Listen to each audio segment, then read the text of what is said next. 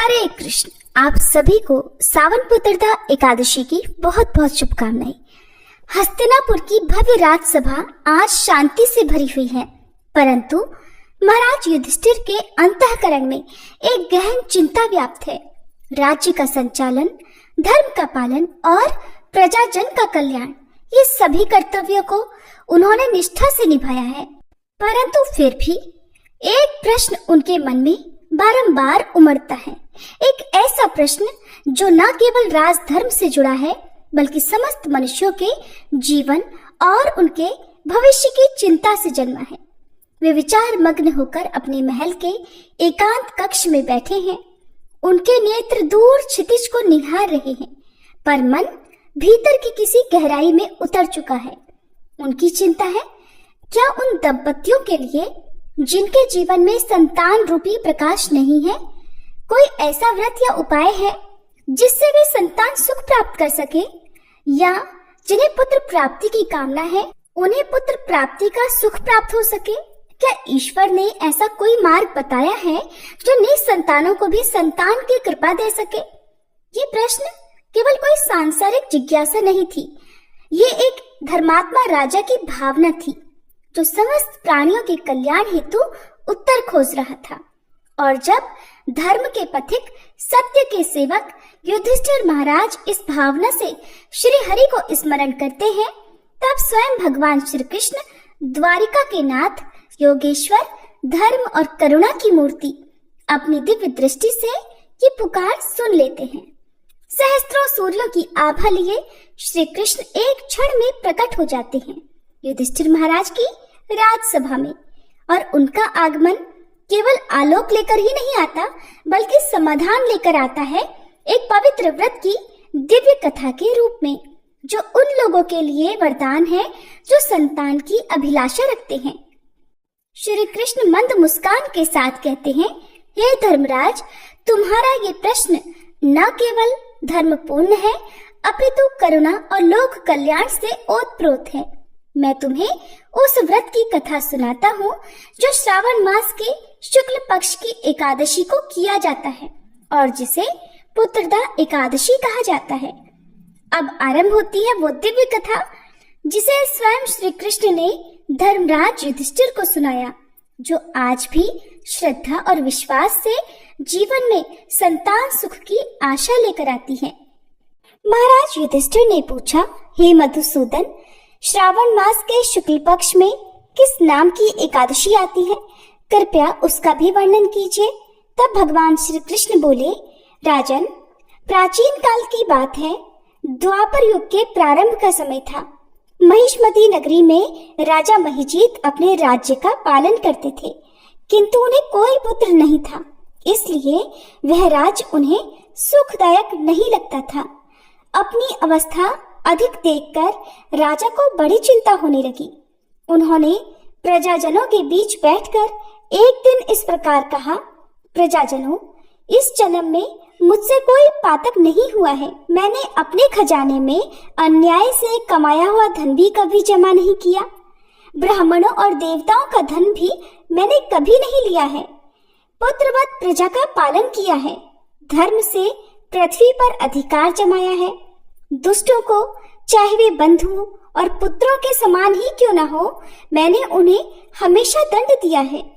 शिष्ट पुरुषों का सदैव सम्मान किया है और किसी को द्वेष का पात्र कभी नहीं समझा। फिर क्या कारण है जो मेरे घर में आज तक पुत्र उत्पन्न ही नहीं हुआ? आप लोग कृपया इस पर विचार करें।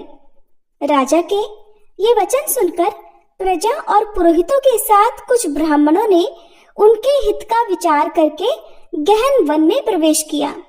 राजा का कल्याण चाहने वाले वे सभी लोग इधर उधर घूमकर ऋषि सेवित आश्रमों की तलाश करने लगे।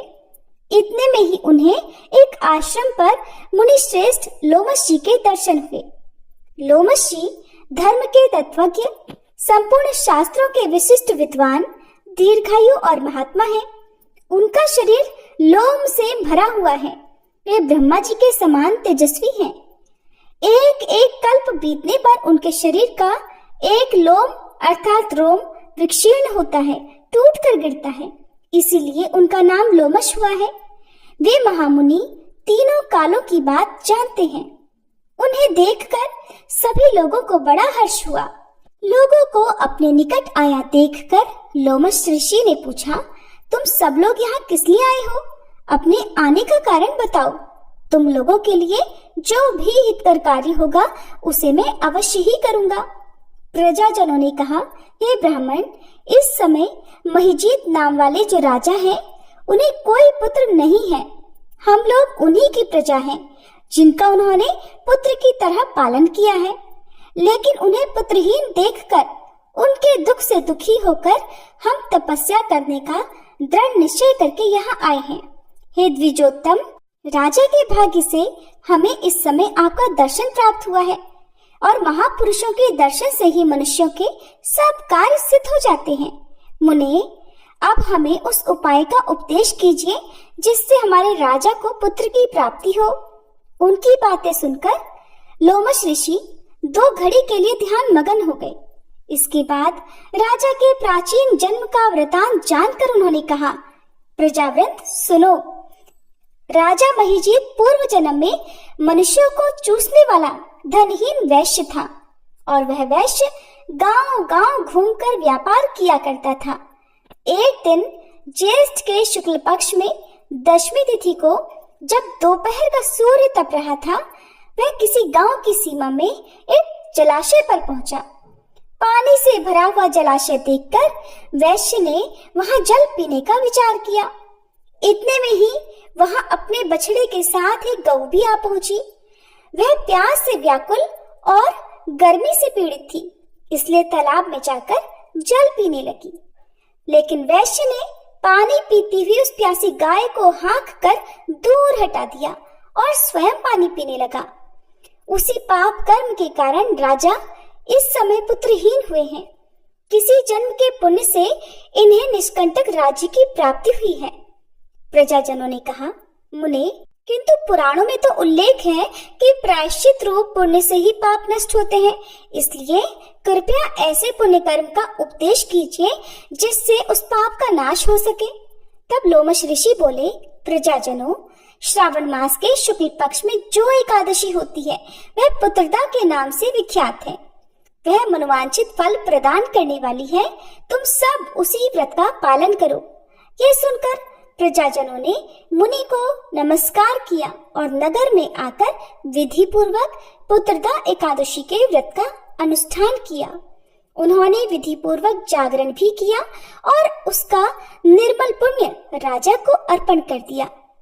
कुछ ही समय में रानी ने गर्भ धारण किया और प्रसव का समय आने पर एक स्वस्थ और बलवान पुत्र को जन्म दिया।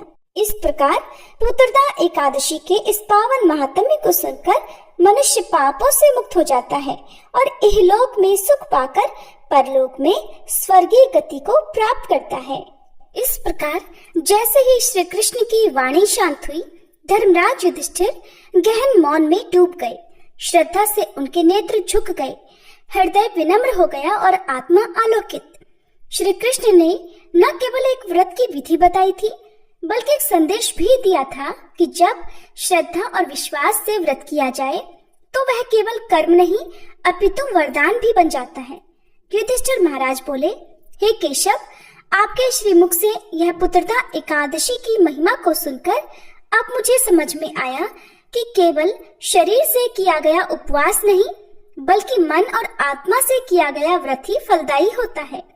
जो मनुष्य श्रावण मास के शुक्ल पक्ष की एकादशी को श्रद्धा, नियम और भक्ति से ये व्रत करता है, उसे पुण्य की प्राप्ति होती है।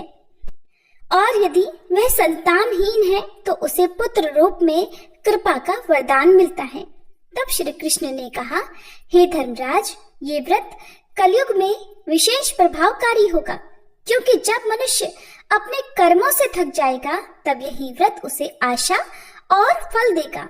और जो इस व्रत की कथा को श्रद्धा से सुनता है वह भी इस पुण्य फल का भागी बनता है। युधिष्ठिर महाराज ने इस ज्ञान को संजो लिया और फिर उन्होंने अपने अनुजों, प्रजा और संत जनों को यह व्रत करने का उपदेश दिया। विदा लेने से पहले श्री कृष्ण ने कहा, हे धर्मराज, अब मैं लौटता हूँ, पर याद रखना जहाँ सत्य होगा, जहाँ श्रद्धा होगी, वहाँ मैं सदैव उपस्थित रहूंगा। धीरे धीरे श्री कृष्ण का रूप प्रकाश में लिपटा हुआ ऊपर उठता है, जैसे कोई ज्योति आकाश में विलीन हो रही हो। सभा निशब्द हो जाती है, परंतु श्री कृष्ण के वचनों की प्रतिध्वनि अब भी युधिष्ठिर के मन में गूंज रही थी। व्रत केवल उपवास नहीं, व्रत है आत्मा की तपस्या, और श्रद्धा है वह सेतु जो मनुष्य को मुझ तक पहुंचाता है।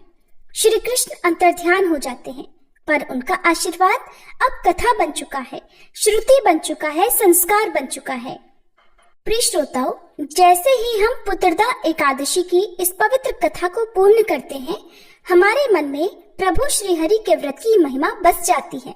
परंतु इस व्रत की पूर्णता तब तक नहीं मानी जाती जब तक हम तुलसी माता की कथा और उनकी महिमा का श्रवण ना करें, क्योंकि तुलसी केवल एक पौधा नहीं, वह भक्ति की जीवंत मूर्ति है। उनके बिना श्री हरि का पूजन अधूरा है, उनके बिना व्रत का फल अपूर्ण है, और उनके बिना एकादशी की पूजा स्वीकार नहीं होती। शास्त्रों में कहा गया है, यत्र तुलसी तत्र वैकुंठः, अर्थात जहाँ तुलसी है वही श्री हरि वास करते हैं। जिस प्रकार दीपक को बाती के बिना नहीं जलाया जा सकता, उसी प्रकार श्री हरि को तुलसी की पत्तियों के बिना प्रसन्न नहीं किया जा सकता। ये वही तुलसी हैं जिन्होंने भगवान को पति रूप में प्राप्त किया, जिनके चरणों की रज से भक्तों के पाप कटते हैं, और जिनकी कथा स्वयं श्री हरि की कथा से जुड़ी हुई है। तो आइए अब सुनते हैं तुलसी माता की वह पुण्यमयी कथा, जिसके श्रवण से एकादशी व्रत का पूर्ण फल प्राप्त होता है और भक्तों का हृदय श्री हरि के चरणों से जुड़ जाता है। कथा के अनुसार एक बार एक बूढ़ी माई थी जो नियमित 11 माता का यानी एकादशी का उपवास रखा करती थी और तुलसी के पौधे की सेवा किया करती थी, तुलसी के पौधे को सींचा करती थी। वे सुबह को बिना तुलसी के पौधे की पूजा किए अन्न या जल तक ग्रहण नहीं करती थी। जब भी वह बूढ़ी माई तुलसी के पौधे को सींचती तो तुलसी माता से कहती, हे तुलसी माता, सत की दाता, मैं तेरा बिरवा सींचती हूँ, मुझे बहू दे, पीले रंग की धोती दे, मीठा ग्रास दे, वैकुंठ में वास दे, अच्छी मौत दे, चंदन का काठ दे, अच्छा राज दे, खाने को दाल भात दे, और 11 के दिन कृष्ण का कांधा दे। बूढ़ी माई की ये बात सुनकर तुलसी माता सूखने लगी। तुलसी माता को इस प्रकार सूखता देखकर एक दिन भगवान कृष्ण ने पूछा, हे तुलसी, तुम दिन प्रतिदिन क्यों सूखती जा रही हो? तब तुलसी माता ने कहा कि बस मेरे मन की मत पूछो प्रभु। भगवान कहने लगे, मैं नहीं पूछूंगा तो कौन पूछेगा? तब तुलसी माता कहती हैं कि हे प्रभु, एक बूढ़ी माई आती है और अपनी बात कहकर चली जाती है। मैं उनकी सारी बातें तो पूरी कर दूंगी, लेकिन कृष्ण का कांधा कहाँ से लाऊंगी? तब भगवान श्री कृष्ण बोले कि वो बूढ़ी माई मरेगी तो मैं अपने आप ही कांधा देने आ जाऊंगा, तुम बूढ़ी माई से ये बात कह देना। और इसके कुछ समय बाद वह बूढ़ी माई मर गई। बूढ़ी माई के मरने पर सारा गांव इकट्ठा हो गया और उनका अंतिम समय आने पर जब उन्हें उठाने लगे तब तो वह बहुत भारी हो गई, जिससे वो किसी से उठाए ना उठ सकी। सभी कहने लगे, ये तो बहुत धर्मात्मा थी, बहुत संस्कारी थी, खूब पूजा पाठ करती थी, कोई पाप तक इन्होंने नहीं किया, फिर ये इतनी भारी कैसे हो गई? तभी बूढ़े ब्राह्मण के भेष में वहां भगवान श्री कृष्ण आए और कहने लगे, ये भीड़ कैसी है? तब गांव वाले बोले कि एक बूढ़ी माई मर गई है और आज एकादशी का दिन है, वो इतनी पापिन थी कि उसकी अर्थी उठाई नहीं उठ रही, ये तो बहुत भारी हो गई है। भगवान बोले कि मुझे इनके कान में कुछ कह लेने दो, फिर ये उठ जाएंगी।